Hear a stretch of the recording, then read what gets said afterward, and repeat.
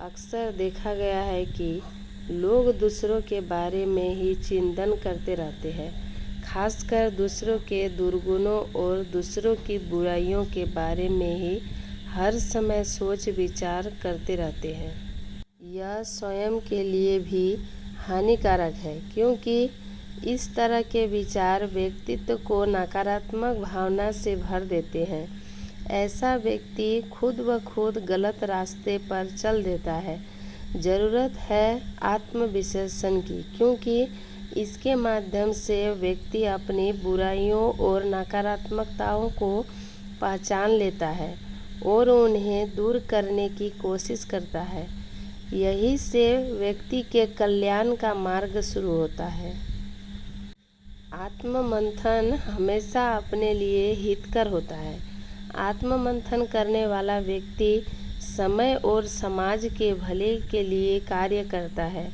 ऐसा व्यक्ति ईमानदार, सच्चा, न्यायप्रिय और सरल होता है। आत्ममंथन का तात्पर्य अपने अंदर देखने से है। इसे आत्मनिरीक्षण या आत्मचेतना भी कहा जाता है। इसका उद्देश्य मानसिक प्रक्रियाओं का संयम अध्ययन कर उनकी व्याख्या करना है। हर इस पद्धति के सहारे हम अपनी अनुभूति के रूप को समझना चाहते हैं। यह तो सभी मानते हैं कि शरीर क्षण-भंगुर है, इसलिए इसे महत्व न देकर आत्मनिरीक्षण करने में ही भलाई है। दूसरों की बुराइयों के बारे में सोचने के बजाय भगवान का मनन करके सांसारिक मोह माया से बचा जा सकता है। दोस्तों, सांसारिक लगाव से मुक्त रहने के लिए जरूरी है कि इंद्रियों के विषयों का मनन करते रहने से बचा जाए। अंतर्दर्शन एक प्रकार की आत्म परीक्षण होता है, जिसमें खुद का विश्लेषण करते हुए अपने व्यक्तित्व की तरफ देखना और उसके अनुरूप उसे प्रेरणा मानते हुए कार्य करना होता है। जब आप ध्यान करते हैं तो अपनी भावनाओं को समझने की कोशिश करते हैं। यह अंतर्निरीक्षण का एक उदाहरण है। इससे व्यक्ति खुद का और अपने व्यवहार का विश्लेषण करता है। भावनात्मक जागरूकता और जागृति प्राप्त करना भी इसका एक लक्ष्य होता है। यह एक ऐसी प्रतिक्रिया है जिससे आप अपने व्यक्तित्व और उसका दूसरों पर पड़ने वाले प्रभाव का विश्लेषण कर सकते हैं। भगवत गीता के अनुसार मानव रूप में विचारों की शक्ति उसके प्रगति का सबसे बड़ा आधार है। इसीलिए व्यक्ति को हर दिन अपने मस्तिष्क की उन्नति के लिए कुछ समय देना चाहिए। आत्मचिंतन का अभ्यास व्यक्ति की आत्मा को मुक्त करने में मदद करता है और आत्मा की वास्तविक प्रकृति को समझने की भी सभी संभावनाओं को विकसित करने की शिक्षा देता है। आत्मचिंतन बुरी आदतों और प्रतिक्रियाओं की तरफ इशारा करके उन्हें दूर करने में मदद करता है। अंतर्दर्शन से व्यक्तित्व प्रकृति का या सहज रूप से अपने आप को सुधारने का एक ज्ञान का अनुसार करता है। अगर व्यक्ति यह जान सकता है कि उचित क्या है, तो वह अनुचित करने से बच सकता है। ऐसा व्यक्ति जिसने खुद को जीत लिया हो, वह अकेला होते हुए भी आत्म केंद्रित नहीं होता है। ऐसे व्यक्ति में हर चीज़ को साफ और ध्यान से देखने की क्षमता होती है। ऐसा व्यक्ति निष्पक्ष होता है। उसके लिए अकेले में ऐसी विवेचना करते हुए समय व्यक्तित्व करना सकारात्मक होता है। इससे व्यक्तिगत विकास और सृजनशीलता के लिए एक अच्छा और स्वस्थ वातावरण मिलता है। दोस्तों, समझ रहे हैं, असल में वो अंत नहीं है। इतिहास गवाह है, हर बड़े अंत के पीछे एक उससे भी बड़ी जीत की शुरुआत छुपी होती है। दोस्तों, आज के इस वीडियो में हम बात करेंगे कि कैसे ज़िंदगी की वो 4 बातें जो सबसे बुरे दौर से आपकी कामयाबी का नया रास्ता निकालता है। अगर आप टूटे हुए महसूस कर रहे हैं तो वीडियो को सिर्फ आपके लिए है। चैनल पर नए हैं तो सब्सक्राइब ज़रूर कर लीजिएगा, क्योंकि आज से आपकी सोच बदलने वाली है।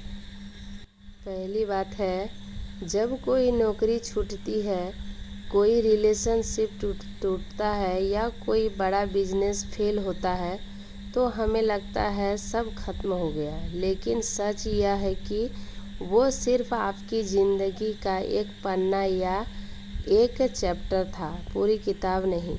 जब तक आप पुरानी किताबों का वो पन्ना पलटेंगे नहीं, तब तक नया चैप्टर शुरू कैसे होगा। अंत का मतलब है कि अब कुछ नया और बेहतर शुरू होने का समय आ गया है।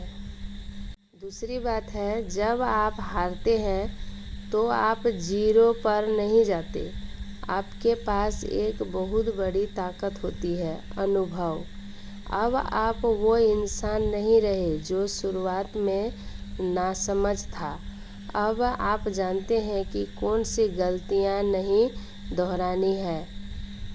तीसरी बात है, तीर को भी आगे जाने के लिए पहले पीछे खींचना पड़ता है। अगर ज़िंदगी आपको पीछे खींच रही है तो समझ लीजिए कि वो आपको बहुत आगे फैलने की तैयारी में है। दुनिया के सबसे कामयाब लोगों की कहानियाँ उठाकर देख लीजिए।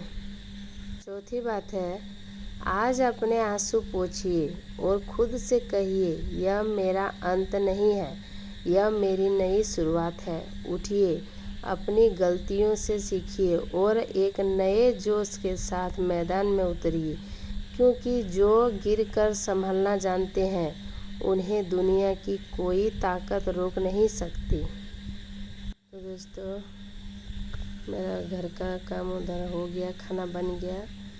अभी आ गए हैं ज़रा घर सब झाड़ू लगाने के लिए। बेड सब उठा लिए हैं क्योंकि अच्छा नहीं लग रहा है तबीयत, इसलिए गला भी फ्रेश नहीं है। इसलिए हम 2-3 दिन से वीडियो भी नहीं दे सक रहे हैं। मतलब इतना गला भारी हो गया है कि आवाज़ें नहीं निकल रहा था, इसलिए 2-3 दिन से वीडियो भी नहीं दिया है। आज भी बहुत मतलब गला भी उतना फ्रेश नहीं है, फिर भी आज दिए। तो घर का काम हो गया है, उधर खाना बन गया है और इधर आ गए हैं। अभी घर सब झाड़ू लगा रहे हैं। बेड वुड भी सब ठीक कर लिया। अभी वो दिन वेदर भी ठीक नहीं रहता है, अभी बारिश होता है तुरंत धूप होता है, इसीलिए तबीयत ज़्यादा ख़राब हो गया है।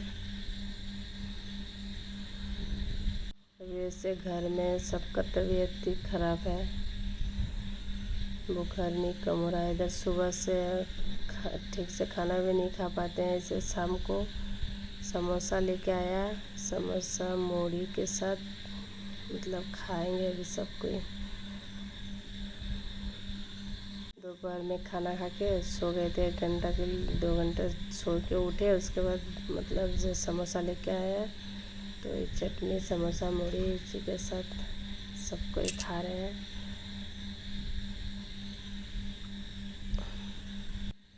देख सकते हैं अभी शाम का टाइम का वेदर था, मतलब समोसा खा लिया सब थोड़ा देर, तब वीडियो मतलब लिए।